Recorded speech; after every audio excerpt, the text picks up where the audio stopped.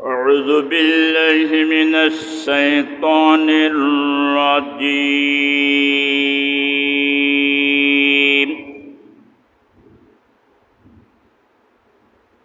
بسم الله الرحمن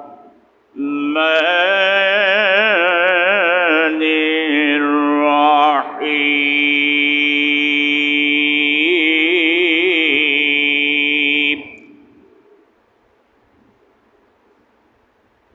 قل لعبادي الذين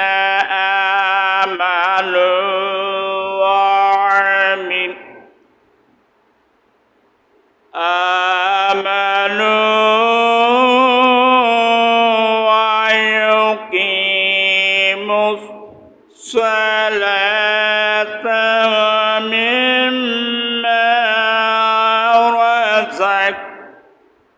رزقناهم سرا وعلانية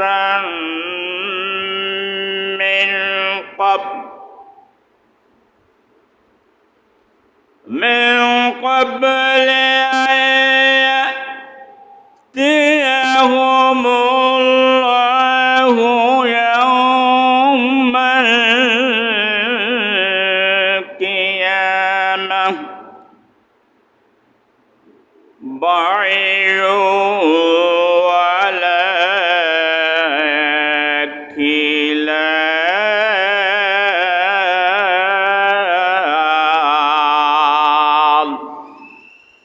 صدقت يا الله. عن عبد الله ابن قرطين رضي الله تعالى عنه قال رسول الله صلى الله عليه وسلم: أول يحاسب به العبد يوم القيامة الصلاة، وإن صلحت صلح سائر عمله، وإن فسادت فساد سائر عمله. رواه الترمذي. إن الله وملائكته يصلون على النبي يا أيها الذين آمنوا صلوا عليه وسلموا تسليما. اللهم صل على سيدنا مولانا محمد وعلى آل سيدنا حبيبنا محمد. بلغ العلم بكماله كشف الدجى بجماله حسنت جميع خصاله. صلوا عليه وآله. أما بعد. পবিত্র মাহে সফরের তৃতীয় খুতবা নসিহত। সম্মানিত বয়োজ্যেষ্ঠ শ্রদ্ধেয় মুরব্বিয়ানে কেরাম, সমবয়স্ক আমার ইসলাম প্রিয় তাওহীদে জনতা ভাইরা, গৃহে কর্মে অবস্থানরত সম্মানিতা মা ও বোনেরা ও আমার স্নেহভাজন কচি ও কাছারা, আসসালামু আলাইকুম ওয়া রাহমাতুল্লাহি ওয়া বারাকাতুহু। সেই মহান রব্বুল আলামিন, শাহানশাহ, রাজাধিরাজ, বাদশার বাদশাহ, সম্রাটের সম্রাট, আহকামুল হাকিমিন, সর্বময় ক্ষমতার মালিক আল্লাহ সুবহানাহু ওয়া তাআলার দরবারে প্রাণ খুলে কালিমাতুশ শুকর আদায় করছি, যিনি এই ফিতনা ফাসাদের যুগে আল্লাহ পাক দুনিয়ার যাবতীয় লোভ মোহ কাম ক্রোধ থেকে সমস্ত কর্ম থেকে হেফাজত করে যথা সময় আসমানের নিচে জমিনের উপর সবচাইতে সম্মানিত আসনে আসন গ্রহণ করার তৌফিক দান করেছেন।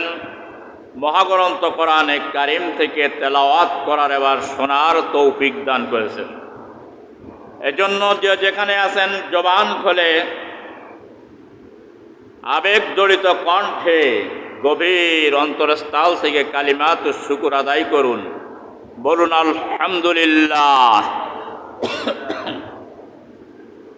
অগণিত দুরূদ সালাম ও রহমত কল্যাণ শান্তি ও মহিমা বর্ষিত হোক সর্বকালের সর্বযুগের মহান নেতা, মানবতার মুক্তির দিশারি মুক্তির কান্ডারি, সরওয়ারে কায়নাত আশরাফুল আম্বিয়া সৈয়দুল মাহশার হাবিবে কিরদার মদিনায়ে তাজেদার আখির জামানার নবী জনাবে মুহাম্মদুর রাসূলুল্লাহ, সকলেই বলুন সাল্লাল্লাহু আলাইহি ওয়াসাল্লামের উপরে বর্ষিত।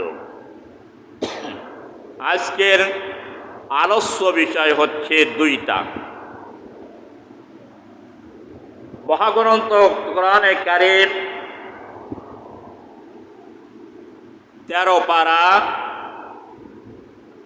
সূরাতুল ইব্রাহিমের 31 নম্বর আয়াতে কারিমা আমি তেলাওয়াত করেছি। বিশ্বনবীর জীবন আদর্শ থেকে একটি হাদিস তেলাওয়াত করেছি ইনশাআল্লাহ তাআলা। এই আয়াতের আলোকে এবং রাসূল কারীম সাল্লাল্লাহু আলাইহি ওয়াসাল্লামের সুন্নাহর আলোকে অল্প সময় গুরুত্বপূর্ণ এই বিষয় দুইটি উপস্থাপন করব ইনশাআল্লাহ তাআলা। সেই মানুষটার জীবনে কল্যাণ বয়ে আনবে যে আল্লাহ তাআলার কোরআনে কারীম এবং রাসূল কারীম সাল্লাল্লাহু আলাইহি ওয়াসাল্লামের সুন্নাহ থেকে উপদেশ গ্রহণ করবে। তার জীবনটাই এই দুনিয়ার জীবনেও ধন্য হবে, আখিরাতেও ধন্য হবে। আমি যে দুইটি অধ্যায় দুইটি সাবজেক্টের কথা আজকে বললাম, একটি সাবজেক্ট দৈহিক অর্থাৎ শারীরিক সম্পর্ক সঙ্গেই সম্পর্ক, আরেকটি হলো ধন সম্পদের সঙ্গে দ্বিতীয়টা সম্পর্ক। এই দুইটা বিষয়ে আমি আলোচনা করব। সরাসরি আমি ভূমিকায় না যেয়ে আল্লাহ রব্বুল ইজ্জাতের মহাগ্রন্থ কোরআন থেকে আমি আলোচনা শুরু করি। তবে তার আগে একটি কথা বলতে হবে যে কেউ কাউকে ভালোবাসে সাধারণভাবে উপাধি দেয়, উপাধি লাভ করে, আবার কেউ খাসভাবে ভালোবাসার উপাধি পায়। মহান আল্লাহ রাব্বুল আলামিন কোরআনে কারীমের সূরাতুল ইব্রাহিমের 31 নম্বর আয়াতে বলছেন, কুল ইবাদিয়াল্লাযীনা আমানু ইউকিমুস সালাতা ওয়া ইউনফিকুনা মিম্মা রাযাকনাহুম সিররাও ওয়া আলানিয়াতান মিন ক্বাবলি আন ইয়াতিয়া ইয়াউমুন লা বাইউন ওয়ালা খিলাল।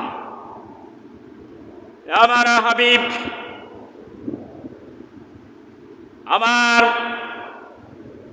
সেই সমস্ত বান্দাদের বলে দিন যারা ঈমান যারা এনেছে, যারা মুমিন, তাদেরকে বলে দিন তারা যেন দুইটি কাজ করেন।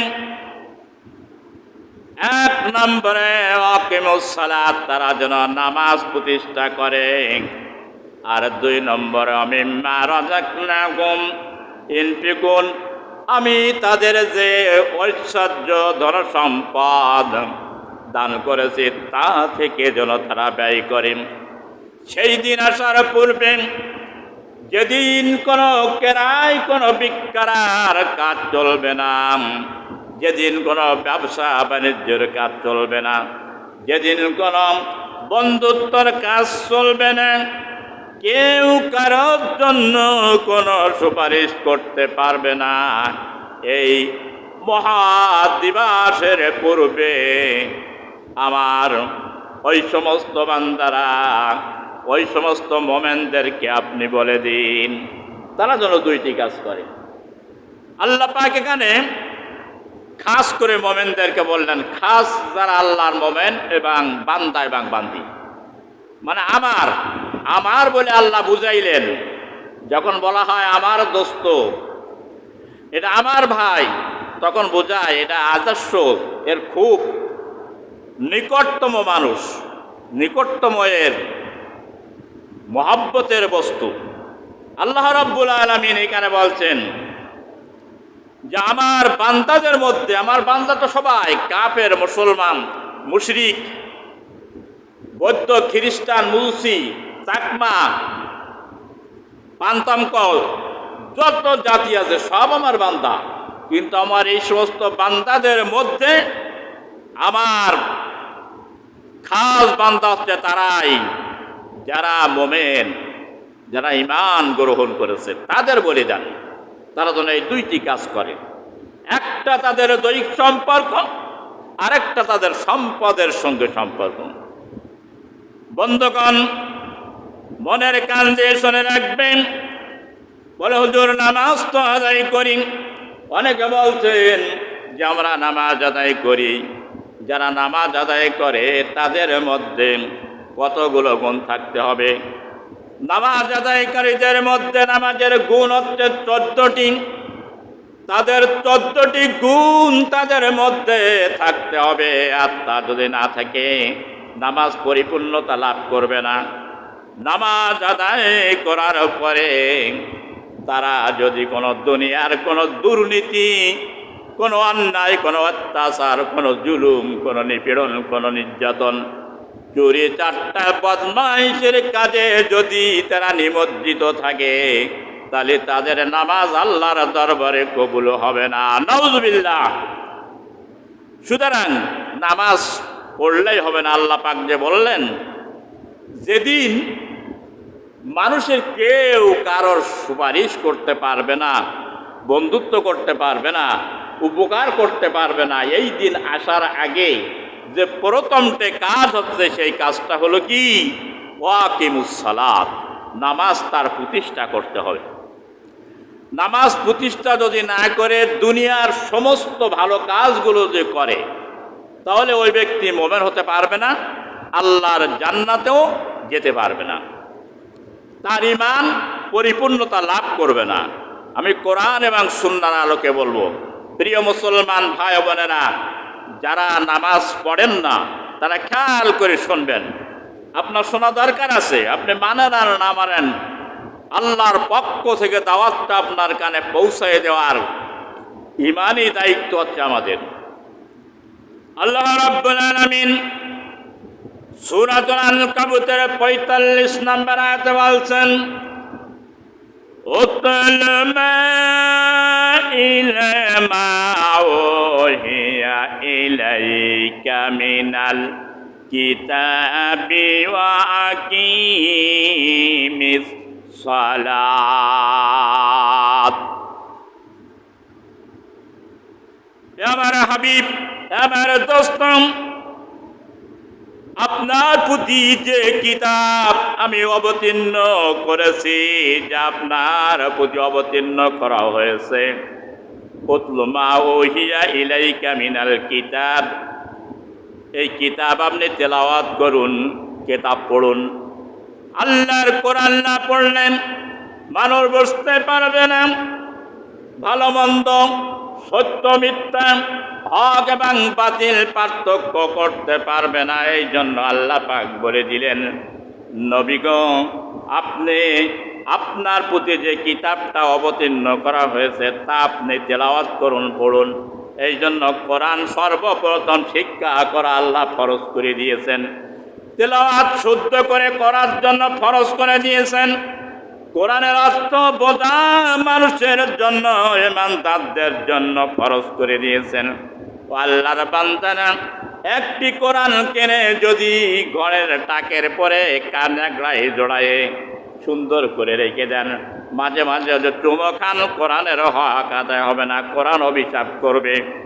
সুতরাং আল্লাহ রাব্বুল আলামিন নবীর মাধ্যমে জানাই দিচ্ছেন, ও আমার হাবিব, যে কিতাবটা আপনার পরে নাজেল করা হয়েছে তা আপনি তেলাওয়াত করুন এবং সেটা আপনি পড়তে থাকুন এবং নামাজ প্রতিষ্ঠা করুন। কেন নামাজ প্রতিষ্ঠা করবে? আল্লাহ পাকের পরের আয়াতে বলছেন, ইন্নাস সালাতা তানহা আনিল ফাহশাই ওয়াল মুনকার।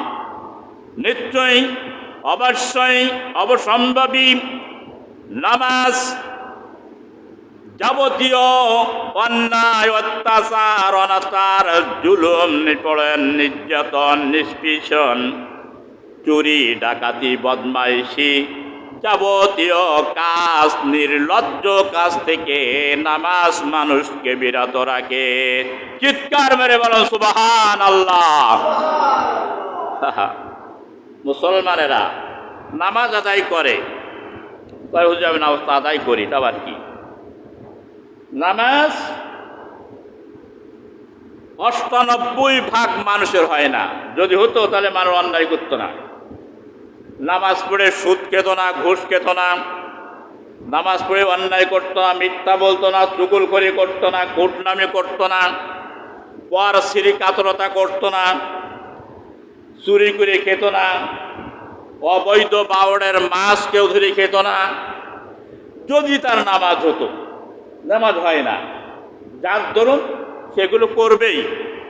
আর আল্লাহ পাক বলছেন, দুনিয়ার কোনো পরোয়া শক্তি নাই যা মানুষকে অন্যায় থেকে ফেরায় রাখতে পারে। কোনো আইনে মানুষকে ফেরাতে পারবে না। একমাত্র নামাজ মানুষকে যাবতীয় দুনিয়ার নির্লজ্জ অন্যায় কাজ, অশ্লীল, অশোভনীয় কাজ থেকে ফিরায় রাখে। বন্ধুরা আমার, এই জন্য নামাজ শারীরিক সম্পর্ক নামাজের। এই নামাজ অর্থ দিয়ে আদায় হয় না, আরেকজনের ভর্তুকি দিয়ে আদায় করে নেওয়া যাবে না। এটা নিজের শারীরিক দিয়ে, এটা শরীর দিয়ে তাকে আদায় করতে হবে। এটা হলো শারীরিক ইবাদত। ইবাদতে দুই প্রকার, একটা হলো ইবাদতে বদনি, আর একটা হলো ইবাদতে মালি। শরীরের ইবাদত যেগুলো দেহ দ্বারাই করা হয় সেইগুলো হচ্ছে শারীরিক ইবাদত। যেমন নামাজ শারীরিক ইবাদত, রোজা শারীরিক ইবাদত, হজ শারীরিক ইবাদত, জিহাদ, যুদ্ধ, সংগ্রাম, এটা হলো শারীরিক ইবাদত। সুতরাং এটা যদি কাফারা দিয়ে, পয়সা দিয়ে আদায় করা যাবে না। সুতরাং আল্লাহ পাক বলতেন, এই শারীরিক ইবাদতটা মহাদিবস আসার পূর্বে আমার খাস মোমেন বান্দাদেরকে বলে দেন, তারা যেন নামাজ যেন প্রতিষ্ঠা করে। শুধু নামাজ নিজে পড়বে না, নামাজের জন্য মানুষকে দাওয়াত দেবে, নামাজ প্রতিষ্ঠা করার জন্য সে সংগ্রাম করবে। আল্লাহর বান্দারা শুনে রাখেন, ওয়ান আব্দুল্লাহ ইবনে কুলতুবি রাদিয়াল্লাহু তাআলা قال قال رسول الله صلى الله عليه وسلم أول يحاسب به عبد يوم القيامة الصلاة فإن صلح صلح سائر أعماله وإن فسادت فساد سائر أعماله رواه الترمذي শরীফের হাদিস। হযরত আব্দুল্লাহ ইবনে কুরতুবী রাদিয়াল্লাহু তাআলা আনহু বর্ণনা করেছেন। হাদিসটা তিরমিজি শরীফের 413 নম্বর হাদিস, তাবরানী শরীফের প্রথম খণ্ড 245 নম্বর হাদিস বর্ণনা করা হয়েছে। হযরত আব্দুল্লাহ ইবনে কুলতুম বর্ণনা করেন, বিশ্ব নবী বলেছেন, মহাদিবসের দিন, বিচার দিবসে, কিয়ামতের ময়দানে সর্বপ্রথম মানুষের কাছে যে প্রশ্নটাই করা হবে সেটা হবে কি, আউয়ালু ইউহাসিবু বিহিল আবদু ইয়াউমাল কিয়ামাতিস সালাত। আল্লাহর বান্দা, তুমি নামাজ পড়তে কিনা, নামাজ তুমি প্রতিষ্ঠা করতে কিনা, এই সম্পর্কে প্রশ্ন করা হবে। জিজ্ঞাসা করা হবে না কোন গোত্রে জন্মগ্রহণ করেছ, কোন দল তুমি করতে এবং কোন পদবীর লোক ছিলেন, এটা জিজ্ঞাসা করবে না। সর্বপ্রথম বান্দার কাছে জিজ্ঞাসা করবেন আল্লাহ নামাজ সম্পর্কে। ও মুসলমানেরা, শুনে রাখুন, কিয়ামতের ময়দানে নামাজের বিষয়ে যে ব্যক্তি প্রশ্নে যারা ফেল করবে, তাদের গোটা আমলগুলোর মধ্যে তারা ব্যর্থ হবে, তারা ফেল করবে, সমস্ত আমলের ভিতরে ত্রুটি হয়ে যাবে। নামাজ সম্পর্কে প্রশ্ন করলে যদি ঠিক মতন যদি সে জবাব দিতে পারে, হ্যাঁ আমি নামাজ আদায় করতাম, সমস্ত আমলগুলো তার পরিপূর্ণ হবে। আব্দুহু ইয়াউমাল কিয়ামাতিস সালাত আইসালহাত সালহুল সাইরু আমালিহি ওয়া ইযা ফাসাদা ফাসাদা সাইরু আমালিহি। আমার নবী বলেন, নামাজের আমল যদি ঠিক হয় তাহলে আর সবকটা আমল তার ঠিক হয়ে যাবে, আর নামাজের আমল যদি তার ভুল ত্রুটি থাকে তাহলে সমস্ত আমলের ভিতরে তার গলত হয়ে যাবে। আল্লাহর বান্দারা শুনে রাখেন, রাসূল কারীম সাল্লাল্লাহু আলাইহি ওয়াসাল্লামের হাদিস থেকে শুনাই, আন আবি ইমরান রাদিয়াল্লাহু তাআলা قال قال رسول الله صلى الله عليه وسلم لا إيمان لمن لا أمانته ولا صلاة لمن لا طهوره له ولا دين له بصلاته إنما موضع صلاته من الذين الموضع رأسه من الجسد। তাবরানী শরীফের হাদিস, তারগিবের হাদিস, প্রথম খণ্ড 246 নম্বর হাদিস তেলাওয়াত করলাম। হযরত আব্দুল্লাহ ইবনে আমর রাদিয়াল্লাহু তাআলা বলেন, বিশ্ব নবী মুহাম্মদ রাসূলুল্লাহ সাল্লাল্লাহু আলাইহি ওয়াসাল্লাম বলেছেন, যার মধ্যে আমানত নাই তার মধ্যে ঈমান নাই, আর যার উযু নাই তার নামাজও নাই। উযু তার ঠিক হবে না, নামাজ তার আদায় হবে না, সঠিক হবে না। যার উযু নাই তার নামাজ নাই, আর যার নামাজ নাই তার মধ্যে কোনো ইসলাম বা দিন নাই, আইন নাই, বিধান নাই। চিৎকার মেরে বলেন নাউজুবিল্লাহ, আরো জোরে বলেন নাউজুবিল্লাহ। নামাজ যার মধ্যে থাকবে না, সে যতই বড়ই মুসলমান বলে দাবি করুক না কেন, তার মধ্যে নবীজি বলেছেন কোনো দিন নাই, ইসলাম নাই, আমানতদারি নাই। তার উদাহরণ হচ্ছে রাসূল বলতেন, ফাইলান তাসতাতিউ মিনাদ দীনে ওয়ালা সালাতা ইন্নামাল মাউজু সালাতা মিনাদ দিন কামাউজুর রাসি মিনাল জাসাদি।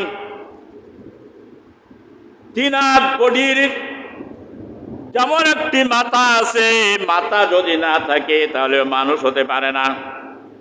মাথাবিহীন কোনো মানুষ আছে না পৃথিবীতে? আল্লাহর নবী বলছেন, রাসিল জানাজে কামাউজুর রাসি মিনাল জাসাদি, দেহের জন্য যেমন মাথা, আর দিনের জন্য, ইসলামের জন্য ঠিক তদরূপ হচ্ছে নামাজ। সুতরাং যার মধ্যে নামাজ থাকবে না তার মধ্যে ইসলাম থাকবে না, দিন থাকবে না, আমানত থাকবে না, কিছুই থাকবে না। সকল ইমানের আমলের উত্তম আমল হচ্ছে নামাজ। নামাজ দুনিয়ার যাবতীয় কুকর্ম থেকে মানুষকে বিরত রাখতে পারে। এটা আমার কথা নাই, আল্লাহর কথা। এটা একটু আগেই বললাম। আমার ভাইরা, এখন আপনি ওজর পেশ করবেন যে আমি তো অসুস্থ আছি, আমি দাঁড়াতে পারি না, বসতে পারি না, এখন কিভাবে আমি নামাজ আদায় করব? আপনার যতক্ষণ হুঁশ থাকবে ততক্ষণ পর্যন্ত আপনার জন্য নামাজ মাপ নাই। عن عمران بن حسين رضي الله تعالى عنه قال كانت بواسيه فسألت النبي صلى الله عليه وسلم حضرت হুসাইন ইবনে বাশির রাদিয়াল্লাহু তাআলা আনহু তিনি আল্লাহর নবীর কাছে প্রশ্ন করলেন, ইয়া রাসূলুল্লাহ, ইয়া হাবিবাল্লাহ, আমি তো একজন অর্শ রোগী। অর্শ বোঝেন নাই? যার সবসময় মলদর দিয়ে রক্ত প্রবাহিত হয়, ব্লাড বাইর হয়। বলে আমি তো একজন এইরকম রুগী, আমি কিভাবে নামাজ আদায় করব? আমি তো নামাজ আদায় করতে পারি না।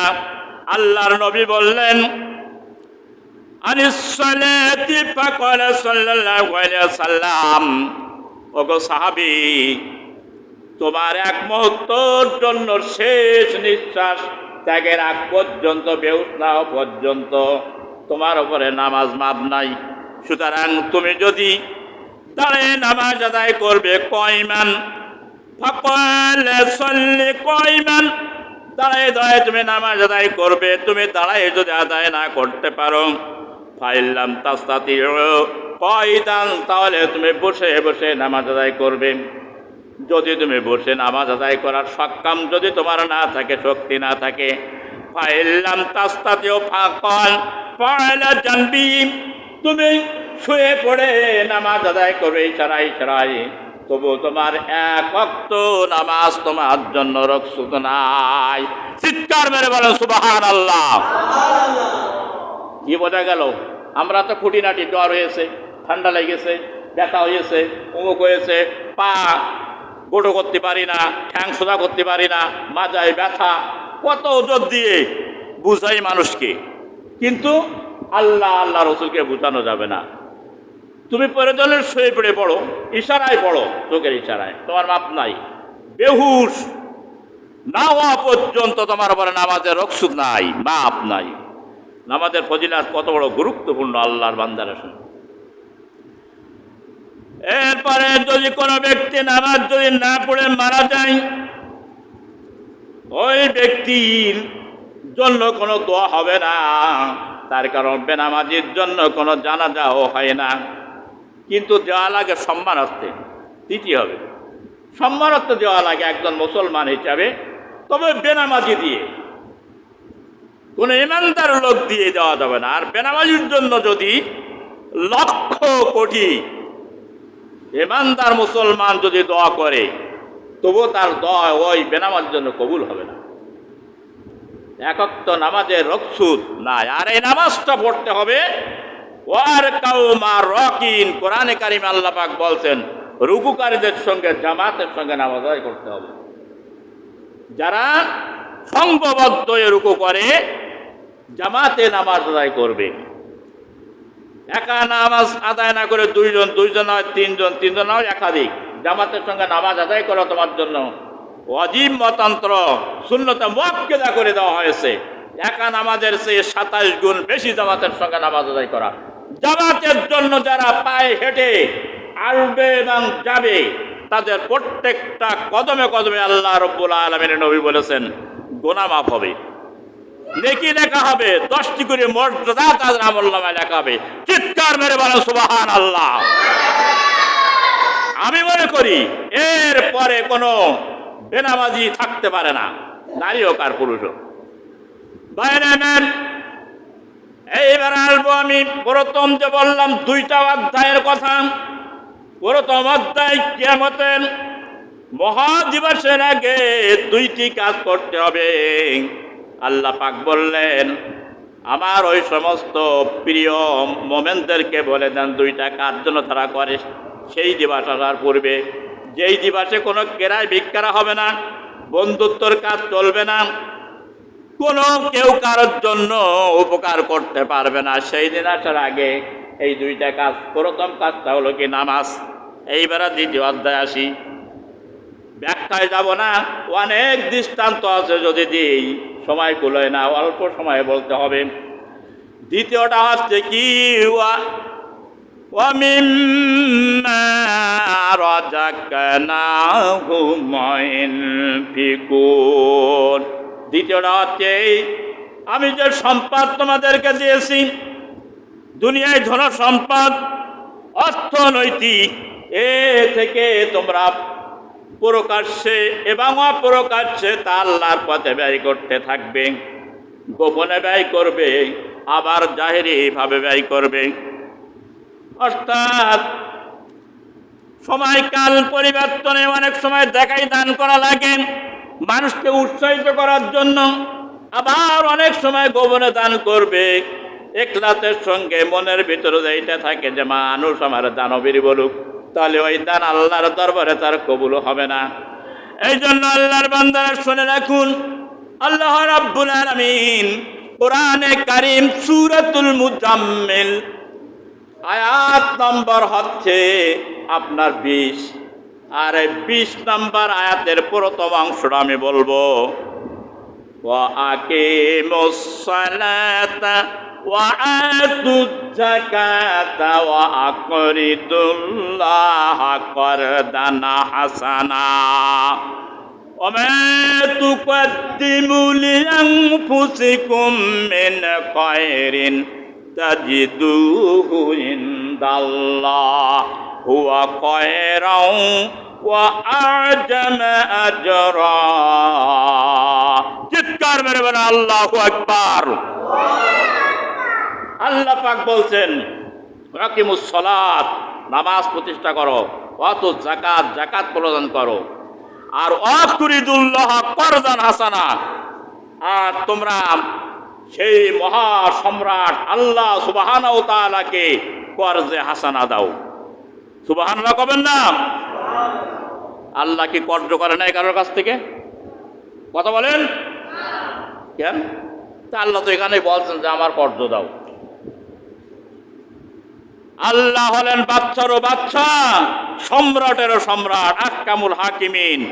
আল্লাহর কারোর কাছে কর্জ করা লাগে না, সাহায্য চাওয়া লাগে না। আল্লাহর ভান্ডার থেকে যদি কিয়ামত পর্যন্তই দিতে থাকে অনন্তকাল, তা কোনোদিন শেষ হবে না। আল্লাহ পাক বলতেন আকরিদুল্লাহ করদান হাসানা, তোমরা আল্লাহকে কর্জ হাসানা, নেক কর্জ দান করো, যে কর্জ দান করলে ফেরত পাওয়া যাবে। এমন এমন কর্জ হাওলাত দেওয়া মানুষের ঠিক না, এখনকার লোক যুগের মানুষ ভালো না। দান করার চেয়ে হাওলাত দেওয়া 18 গুণ সব বেশি। কয় গুণ? আরো জোরে বলেন কয় গুণ? কথায় জানে না, বোঝেও না, বুঝতেও বুঝে গেলে জিজ্ঞাসা করলে বলে না। দান করার চেয়ে 18 গুণ সব বেশি কর্জ দিলে, কিন্তু কর্জ দেওয়া যাবে না। কেন দেওয়া যাবে না? হাওলাত সেই মানুষ আর নাই। আমানতদারি, ওদা ঠিক রাখে, ঠিক মতন দেবে আপনাকে, সে দেবে না, এই জন্য দিবা না, তার সঙ্গে বন্ধুত্ব নষ্ট হয়ে যাবে। হাওলাত চাইলে তার 50 টাকা দান করে দিবা, হাওলাত দিবা না, বন্ধুত্ব থাকবে না তার সঙ্গে। কথা বলতে পেরেছেন? পরীক্ষা করে দেখেন বহুত। আর দান করার দ্বারায় 10 গুণ সওয়াব, হাওলাত দিলে 18 গুণ সওয়াব। কিন্তু যারে হাওলাত দেবেন ও নেবে সুতের মতন, খুব বিনয় নম্বরের সঙ্গে দেওয়ার সময় ও বাঘের বাচ্চা হবে, রয়্যাল বেঙ্গল টাইগার, নিতে পারবেন না, বন্ধুত্ব নষ্ট হবে। সুতরাং আমানত ঠিক রাখে না, ওদা ঠিক রাখে না, কথাই ঠিক রাখে না। আর হ্যাঁ, সব মানুষ এরকম না, আরও মানুষ আছে। যেমন আমি যদি কারোর কাছে হাওলাত করতে চাই, আগে চিন্তা করি এই টাকাটা দেবো কোথার থেকে, কবে দেব, কোথার থেকে সংগ্রহ হবে। এইটাই যদি আমার অ্যাকুরেট হয় তাহলে আমি হাওলাত করি। এইরকম মানুষ আছে, ঠিক টাইমে আপনাকে দিয়ে দেবে, সমস্যা নেই। এইরা মানুষের হাওলাত দিয়ে অসুবিধা নেই। অকরিদুল্লাহ করদান হাসানা, আল্লাহকে কর্জে হাসানা দাও। আল্লাহর কর্জে হাসানা হলো এই, আপনি যে দান করেন, যাকাত ফেতারাত ছাড়া, কুরবানি ছাড়া যে দানটা করা হয়, এটা হলো কর্জে হাসানা। তাফসিরে ইবনে কাসিরের মধ্যে আসছে,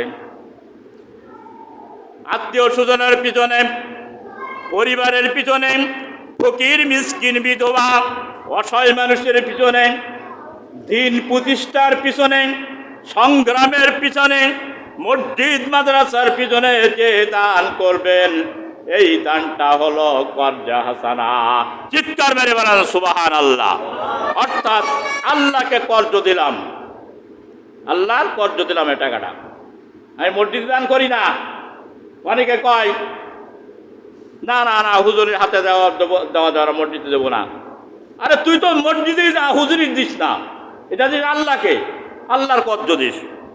আল্লাহ কর্জ গ্রহণ করে। কোরআন আল্লাহ বলছে সূরা মুজাম্মিলের শেষ আয়াত, শেষ আয়াতের প্রথম অংশ, অকরিদুল্লাহ করদান হাসানা। কর্জে হাসানা হলো নেক কর্জ, যে কর্জ দিলে আবার পাওয়া যাবে পরে, লাভ সহ। করদান হাসানা ইনদাল্লাহি হুয়া খায়রু ওয়া আজরা। আমার আল্লাহ পাক বলেন, আল্লাহকে কেউ যদি উত্তম ঋণ যদি দিতে পারে, আর উত্তম ঋণ যদি দেয়, দিতে যদি থাকে, তাহলে তোমরা তোমাদের নিজেদের মঙ্গলের জন্য দেবে। যে দান করবে, আল্লাহকে কর্জ হাসানা দেবে, সে নিজের মঙ্গল এবং কল্যাণের জন্য দেবে। অকরিদুল্লাহ করদান হাসানা, এবং ভালো কিছু অগ্রিম সে প্রেরণ করল আল্লাহর কাছে উত্তম কিছু শ্রেষ্ঠ পাওয়ার জন্য, উত্তম পুরস্কার পাওয়ার জন্য সে অগ্রিম প্রেরণ করবে। তোমরা তা আল্লাহর নিকটে তা পাবে, এটা কঠিন কালেও তা মাঝ যাবে না। হাওলাত দিলে মাঝ যেতে পারে, কিন্তু আল্লাহরে হাওলাত দিলে কোনোদিন তা মাঝ যাবে না। আল্লাহ বলছেন ইনদাল্লাহি হুয়া খায়রু ওয়া আজরা, আর আল্লাহর কাছে সেটা তুমি উৎকৃষ্ট একটা প্রতিদান হিসাবে সেটা আল্লাহর কাছে তুমি পাবে। চিৎকার মেরে বলেন সুবহানাল্লাহ। করদান হাসানা উত্তম একটা পুরস্কার হিসেবে পাবে। যে ব্যক্তি এই দান করলো মসজিদ মাদ্রাসায়, দিনের পথে বিধবা অসহায় এতিম, দিনের সংগ্রামে ইসলামী আন্দোলনের পিছনে, গরিব মুহাজিরের পিছনে, এই টাকাটা আল্লাহ পাক হাতে করে নেন। আল্লাহ হাতে করে নেন। এটা নেওয়ার পর এটা আপনারা যারা ছাগল, গরু, মুরগির বাচ্চা প্রতিপালন করেন, আল্লাহ এটা প্রতিপালন করে, তেজারত করে। একটা মুরগির থেকে, একটা ডিম থেকে যেমন একটা বাচ্চা ওঠে, না বাচ্চার থেকে 20টা ডিম বাইর হয়, 20টা বাচ্চা ওঠে, ওই 20টা বাচ্চার থেকে আরো 20টা করে হবে। একটা কেসা আছে, বলতাম, সময় নেই। এইভাবে করে আপনার ওই যে টাকা, আপনি যে 500, 1000, 2000 কি 1 টাকা কি 10 টাকা কি 5000 দান করলেন, আল্লাহর কাছে এইভাবে বাড়তি থাকবে। একদিন কিয়ামতের ময়দানের পুরস্কার পাবেন উত্তম উৎকৃষ্ট হিসাবে। জিজ্ঞাসা করবে, আল্লাহ আমি এত দান তো করি নাই। আল্লাহ পাক বলবেন, আমার কোরআন কি পড়ু নাই বা শুনু নাই যে আমি বলেছিলাম কোন ব্যক্তি যদি মানজা বিল হাসানাতে ফালাও আসরুহা, কোন ব্যক্তি যদি একটা নেক কাজ করে 10 গুণ করে বাড়াই দেয়। 1 টাকা দান যদি করে 10 টাকার সওয়াব তার দান করি। সুতরাং তুমি যে দানটা করেছো, এই দানটা আমি আল্লাহ কুদরতের হাতে গ্রহণ করেছি। আল্লাহর কুদরতের হাত যা মানুষকে দেখতে পায় না, মানুষের হাতের মতন নয়। সুতরাং এটা আমার কুদরতের হাতে আমি লালন পালন করেছি। এখন তোমার এই দানের পাহাড়, ওহুদ পাহাড় পর্যন্ত তোমার নেকি হয়েছে। চিৎকার করে বলেন সুবহানাল্লাহ। আমার ভাইরা, তাহলে বোঝা গেল এখানে যে দান সৎকার যারা করে না, কৃপণ, বখিল, এরা তো করতে চায় না। আমি একটা হাদিস আপনাদেরকে শোনাই, এক কোরআনের আয়াত শোনালাম, এবার একটা হাদিস শোনাই। وعن ابي هريره رضي الله تعالى عنه قال سمع النبي صلى الله عليه وسلم يقول ان ثلاثه من نبي بني اسرائيل. وعن ابي هريره رضي الله تعالى عنه قال قال رسول الله صلى الله عليه وسلم الصدق قريب من الله وقريب من الناس وقريب من الجنة وبعيد من النار. البخيل بعيد من الله وبعيد من الناس وبعيد من الجنة وقريب من النار. والجاهل والبخيل والبخيل علي والبخيل هو السقي وأحب إلى الله من سابله من غائبه من عابر البخيل. রাও তিরমিজি শরীফের 1775 নম্বর হাদিস আমি শোনালাম। হযরত আবু হুরায়রা বলছেন যে সকি ব্যক্তি অর্থাৎ যে ব্যক্তি দান করে ওই ব্যক্তি হলো আল্লাহর নিকটবর্তী, করিবুম মিনাল্লাহ মানে আল্লাহর নিকটবর্তী, করিম মানে নিকটে, ও করিবুম মিনান নাস মানুষের নিকটবর্তী অর্থাৎ মানুষের প্রিয়, ও করিবুম মিনাল জান্নাত জান্নাতের নিকটবর্তী, ও বাইদুম মিনান নার বাইদ শব্দের অর্থ হলো দূর, জাহান্নাম থেকে সে বহু দূরে। চিৎকার মেরে বলেন সুবহানাল্লাহ। দান যদি আল্লাহর পথে কথা করা হয় তাহলে আল্লাহর নিকটবর্তী, আল্লাহর প্রিয় হয়, মানুষের প্রিয় হয়, জান্নাতের নিকটবর্তী। বাইদুম মিনান নার আর আল্লাহর আগুন জাহান্নাম থেকে বহু দূরে ইসলামের পথে খরচ করলে। কিন্তু অন ইসলামের পথে খরচ করলে জান্নাত থেকে দূরে, আল্লাহ থেকে দূরে, মানুষ থেকে দূরে, জাহান্নামের নিকটবর্তী। এইবারে শোনেন এর পরের অংশটা, ওয়াল বাকিলু বাইদুম মিনাল্লাহ ও বাইদুম মিনান নাস ও বাইদুম মিনাল জান্নাহ ও করিবুম মিনান নার। বখিল ব্যক্তি কৃপণ, এটা আল্লাহ থেকে বহু দূরে, মানুষ থেকে বহু দূরে, আল্লাহর জান্নাত থেকে বহু দূরে এবং জাহান্নামের সে নিকটবর্তী। চিৎকার মেরে বলেন নাউজুবিল্লাহ। ও বখিলের বাচ্চারা, কৃপণের বাচ্চারা, কান দিয়ে শুনে রাখো, সকালে কপাল সাকালে হবে না, অর্থ লাগবে। আল্লাহর অকট্ট কোরআন থেকে বলে দেব, ওয়াল জাহিলু ওয়াল বাকিল জাহিলু সাকি আহাব্বু মিনাল্লাহি আবিরিল বাকিল। কোন ইবাদতকারী বখিলের চাইতে ওই ব্যক্তি আল্লাহর প্রিয় যে আল্লাহর পথে ব্যয় করে, সে ইবাদতকারী নয়। জাহেল মূর্খ দানকারী, জাহেল বখিলের ইবাদত দিয়ে আল্লাহর নিকটে প্রিয়। চিৎকার মেরে বলেন সুবহানাল্লাহ। কি বললাম? কোটিপতি একজন, সম্পদ আল্লাহ, অনেক কিছু আছে, কিন্তু ইবাদত করে খুব, দান করে না। একজন ফকির, জন খাটে, নামাজ কালাম খুব কমই পড়ে, ইবাদত দান করে আল্লাহর। আল্লাহ নবী বলছেন কি, ওয়াল জাহিলুন বাকিলুহু সাকিয়ু আহাব্বু ইলাল্লাহি মিন আবিরিল বকিল। বকিলের চেয়ে ওই আবেদ, ওই দানকারী আল্লাহর অনেক নিকটবর্তী।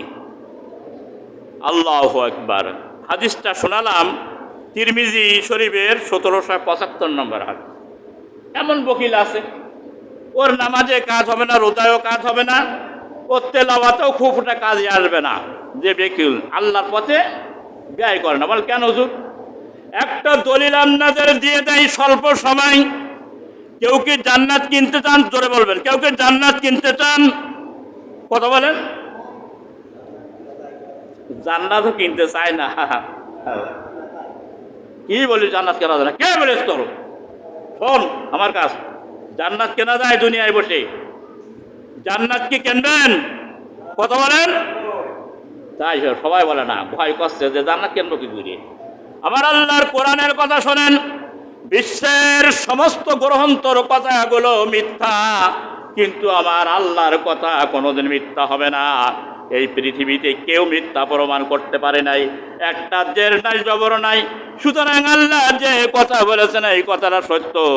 কোরআনে কারিম সূরা তাওবা 10 পারা 111 নম্বর আয়াত, ইন্নাল্লাহা আশতারা মিনাল মুমিনিনা আনফুসাহুম ওয়া আমওয়ালাহুম বিআন্না লাহুমুল জান্নাহ।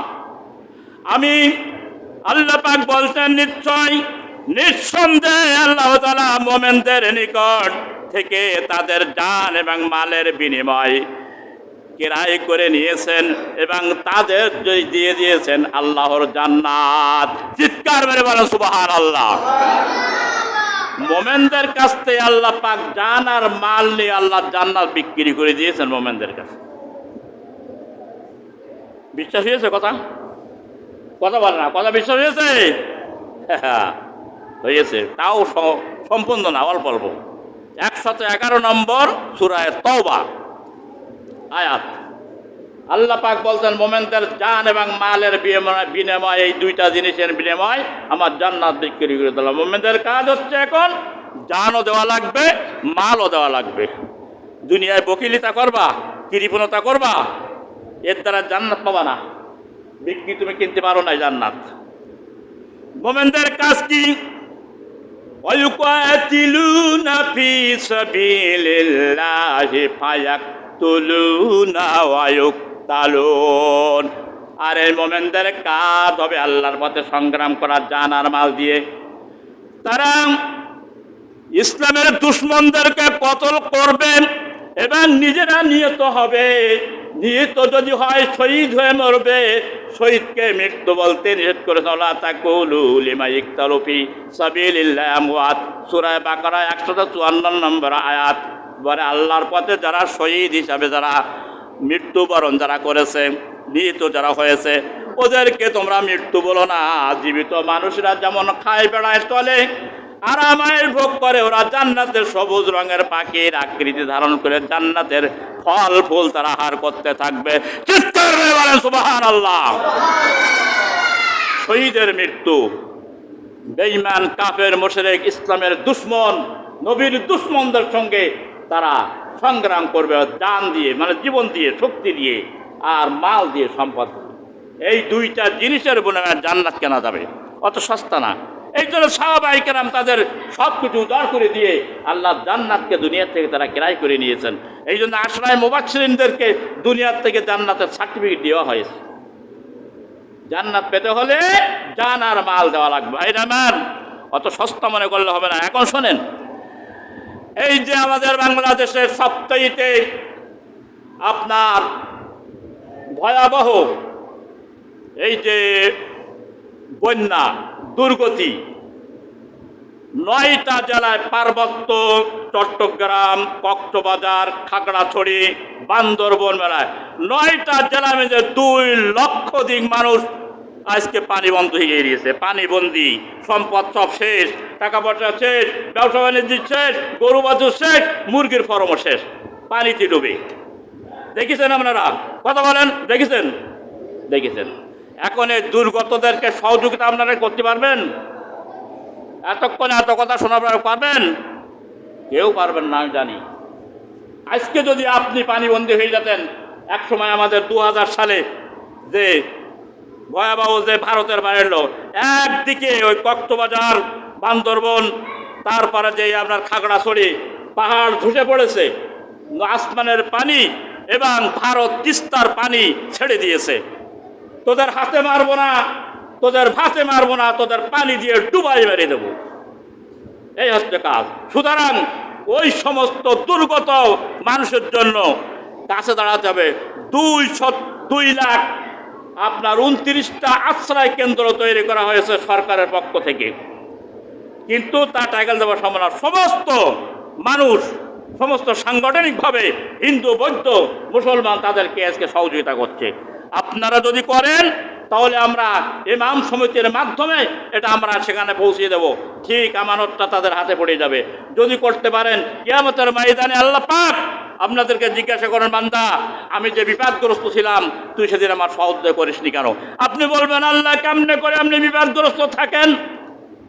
আপনি কি করে বিপদগ্রস্ত হবেন? আপনি তো শান সারা জাতিরাত। আল্লাহ পাক বললেন, আমার বান্দা বান্দি কত শিশু, নারী, অবলা মানুষ কত দুর্গত, পানিতে যারা কষ্ট পেয়েছে তুমি সেদিন তাদের সহযোগিতা করতে, আজকে আমি রব্বুল আলামিন আমাকে সহযোগিতা করা হতো। চিৎকার মেরে বলেন সুবহানাল্লাহ। জানা দেওয়ার পরে বলবো, আলোচনার শেষ করে নাই। এরপরে আল্লাহ রব্বুল আলামিনের নবী বলেন, وأنفقوا مما رزقناكم من قبل أن يأتي أحدكم الموت فيقول رب لولا أخرتني إلى أجل قريب। অর্থাৎ সূরা মুনাফিকুনের 10 নম্বর আয়াত।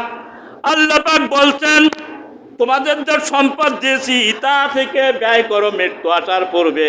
মৃত্যু যখন এসে যাবে তখন তোমরা বলবে যে আল্লাহ আমাদেরকে একটু অবকাশ দাও, আমরা দান করে সৎকা করে সৎ কর্মশীলদের অন্তর্ভুক্ত আসি। আল্লাহ পাক বলবেন, ইজা জাকাল্লাযিনা লা ইস্তাকিরুনা সাআতা ওয়া লা ইস্তাকদিমুন, তোমার অনেক সময় দেওয়া হয়েছিল। ওয়ালা ইয়াকুরুল্লাহু নাফসান ইজা জাআলাহা আল্লাহু খাবীরুম বিমা তা'মালুন, এর ভিতরে তুমি করতে পারো না, হায়াত আর মওতের ভিতরে অনেক সময় দিয়েছি, এখন আর তোমার জন্য কোনো অবকাশ দেওয়ার কোনো সময় নেই, আর অবকাশ দেবো না। আল্লাহু খাবীরুম বিমা তা'মালুন, তুমি যে কত ভালো কাজ করবা এই অন্তরের খবর তো আমি আল্লাহ রাখতাম। এত চিল্লাই চিল্লাই হুজুর বলে চাই তাই দাও নাই, আর মৃত্যুর ঘরগড়ানি যখন এসে তখন বলতো যে সময় দাও, আমি ভালো হয়ে যাবানে। অত সস্তা আল্লাহ জানে। এই জন্য বলছো যে মৃত্যুর আগে তোমাদের সম্পদ থেকে ব্যয় করো। হাতে এই কোরআনের আয়াতটা বলেই শেষ করে দেবো আমি। আল্লাহর নবী সাহাবীদেরকে জিজ্ঞাসা করেন, ওগো সাহাবীরা, তোমাদের ওয়ারিসের সম্পদের উপরে তোমাদের বেশি মহব্বত মায়া না ভালোবাসা, না তোমাদের সম্পদের উপরে তোমাদের বেশি ভালোবাসা? তো আর সাহাবীরা বলতেন, ইয়া রাসূলুল্লাহ, আমাদের মধ্যে তো এমন লোক তো নাই যে নিজের সম্পদের চেয়ে ওয়ারিসের সম্পদকে বেশি ভালোবাসে। আল্লাহ নবী বললেন, সঠিক উত্তর দাও, সঠিক কথা বলো। সুতরাং তোমাদের যে সম্পদ, তোমাদের আপন সম্পদ, তোমরা নিজে হাতে যেটা খরচ করো এইটাই তোমাদের আপন সম্পদ, যেটা খাও এটা তোমাদের আপন সম্পদ, যেটা পরিধান করো এইটাই তোমাদের আপন সম্পদ। এই তিনটে সম্পদ ব্যতীত তোমাদের কোনো আপন নাই। আর তোমাদের যে সম্পদ গচ্ছিত আছে এটা হচ্ছে তোমাদের ওয়ারিস, ওয়ারিসরা পাবে। কারণ তোমরা এই ওয়ারিসের সম্পদের পরে তোমাদের বেশি লোভ। আমরা বলি না, খরচ করতে চাই না, 100 টাকা হলে খরচ করতে চাই না, 1000 পড়লে খরচ করতে চাই না, ব্যাংক ব্যালেন্স থেকে উঠাতে চাই না, গচ্ছিত সম্পদ ব্যয় করতে চাই না, কয় আমার সন্তানরা খাবে। এই জন্য আল্লাহ বলতেন, তাফসীরে ইবনে কাসিরে এর বর্ণনা করা হয়েছে হাদিসটা, যে ওই সম্পদ গচ্ছিত সম্পদের বলে তার মায়া থাকবে, মৃত্যুর পরেও সম্পদত্ব থাকবে না, ওটা তোর ওয়ারিসের। তারপরে তোমার মহব্বত কেন? তোমার দুহাত জুড়ে যতক্ষণ শক্তি আছে তা তুমি ব্যয় করো আল্লাহর পথে। এটা আল্লাহকে দেওয়া ওয়াকুরিদুল্লাহ করদান হাসানা, আল্লাহকে দেওয়া হবে করদে হাসানা হিসাবে। আমার ভাইরা, এই জন্য অনেক কথা ছিল, বলতে পারলাম না। তো আজকে বলবো যে 2টা বিষয়ের উপর আলোচনা করেছি। মহাদিবসের আগে 2টা কাজ করতে হবে।